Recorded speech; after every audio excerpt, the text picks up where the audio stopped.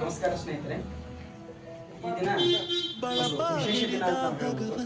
ಯಾಕಂದ್ರೆ ಸಹೋದರ ದೇವರ ಒಂದು ಹುಟ್ಟುಹಬ್ಬವನ್ನ ನಮ್ಮ ಆಶ್ರಮದ ಎಲ್ಲ ಹಿರಿಯರ ಒಂದು ಸಮ್ಮುಖದಲ್ಲಿ ಆಚರಣೆ ಮಾಡ್ಕೋಬೇಕಂತ ಬಂದಿದ್ದಾರೆ.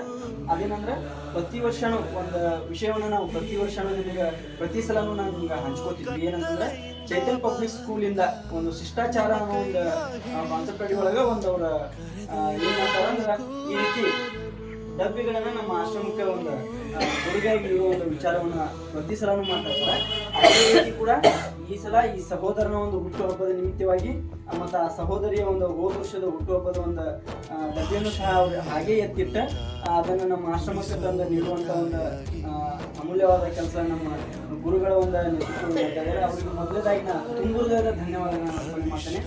ಯಾಕಂತಂದ್ರ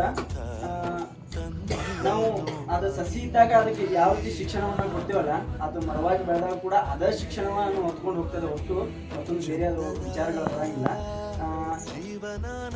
ಈ ರೀತಿ ಈ ಸಹೋದರರು ನಮ್ಮ ಸಮಾಜಕ್ಕೆ ಬೇಕು. ಈ ರೀತಿ ಸಹೋದರರು ನಮ್ಮ ಸಮಾಜಕ್ಕೆ ಯಾವ ರೀತಿ ಬರ್ತಾರಲ್ಲ, ಮುಂದೊಂದು ದಿನ ಈ ರೀತಿ ಆಶ್ರಮಗಳ ಹುಟ್ಟು ಅವಶ್ಯಕತೆ ಇರಂಗಿಲ್ಲ. ಯಾಕಂದ್ರೆ ಆ ಶಿಕ್ಷಣದ ಕೊರತೆ ನಮ್ಮಲ್ಲಿ ಇದ್ದಾಗ ಈ ಒಂದು ಆಶ್ರಮಗಳು ನಿರ್ಮಾಣ ಆಗ್ತಾ ಇದಾವೆ. ಅದು ಮುಂದೊಂದು ದಿನ ಬೇಡ, ಒಳ್ಳೆಯ ಶಿಕ್ಷಣ ನಮ್ಮೊಳಗೆ ಇದ್ದಾಗ ಪ್ರತಿಯೊಂದು ಹಿರಿಯರನ್ನು ಗೌರವದಿಂದ ಕಾಂತೇವೆ, ಅವರನ್ನು ಮನೆಯಲ್ಲಿಟ್ಟು ಆರೈಕೆ ಮಾಡ್ತೇವೆ. ಆ ಶಿಕ್ಷಣವನ್ನು ನಮ್ಮ ಗುರುಗಳಿಗೆ ಇವಾಗ ಆಗಲೇ ನೀಡ್ತಾ ಇದ್ದಾರೆ. ಅವ್ರಿಗೆ ಅನಂತ ಕೋಟಿ ಧನ್ಯವಾದಗಳನ್ನು ಅರ್ಪಣೆ ಮಾಡ್ತೇನೆ. ಅದೇ ರೀತಿಯಾಗಿ ನಮ್ಮೆಲ್ಲ ಹಿರಿಯರಿಗೆ ಸಿಹಿಯನ್ನು ಹಂಚುವುದರ ಮುಖೇನ ನನ್ನ ಸಹೋದರ ಈ ದಿನ ಹುಟ್ಟುಹಬ್ಬವನ್ನು ಇಲ್ಲಿ ಆಚರಣೆ ಮಾಡ್ಕೊತಾರೆ.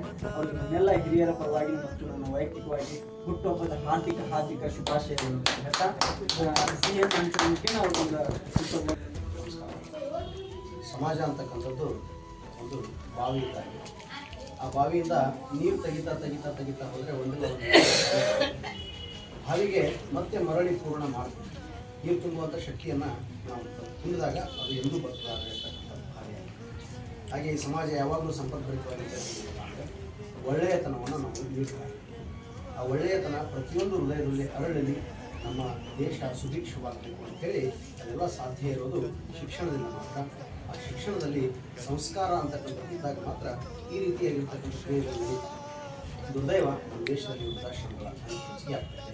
ಹಾಗಾಗಬಾರ್ದಂದ್ರೆ ಅದರ ನೈತಿಕವಾಗಿರ್ತಕ್ಕಂಥ ಶಿಕ್ಷಣವನ್ನು ಕೊಡೋದು ಅದರ ಒಂದು ಹೆಜ್ಜೆ ನಾವು ಸಂಸ್ಕಾರದ ಕಡೆ ಇಡ್ತಾ ಇದ್ದೀವಿ. ಭವ್ಯ ಭಾರತದ ನಿರ್ಮಾಣದ ಕಡೆಗೆ ಈ ಮಗು ಹೆಜ್ಜೆ ಇಟ್ಟಿದೆ. ಇಂಥವರ ಸಂತತಿ ಸಾವಿರವಾಗಿ ಅನ್ನೋ ಆಶಯ ನಮ್ಮ ಚೇತನ್ ಪಬ್ಲಿಕ್ ವೈಭವ ವೃದ್ಧಾಶ್ರಮ ಇದೆ.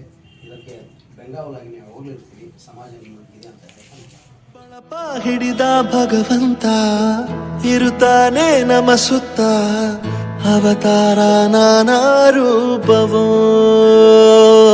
ನಮ್ಮೆಲ್ಲ ಹಣೆ ಬರಹ ತಿದ್ದಿ ಬರೆಯಲು, ಕತ್ತಲೆಯಿಂದ ಬಂತ ನಮ್ಮ ಕೈಯ ಹಿಡಿಯುತ್ತ ಕರೆದೊಯ್ದ ಬೆಳಕು ತೋರಲು,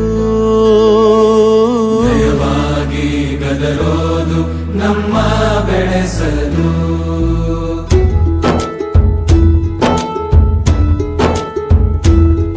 ಭಾಷೆ ಅಮೃತ ಕುಡಿಸೋ ತಾಯಾಗಿ, ಭಾಷೆ ಅಮೃತ ಕುಡಿಸೋ ತಾಯಾಗಿ, ಭವಿಷ್ಯ ಬರೆವಂತ ತಂದೇನೋ ಆಗಿ, ಬರೆವಂತ ತಂದೇನೋ ಆಗಿ, ಚಂದದ ಜೀವನ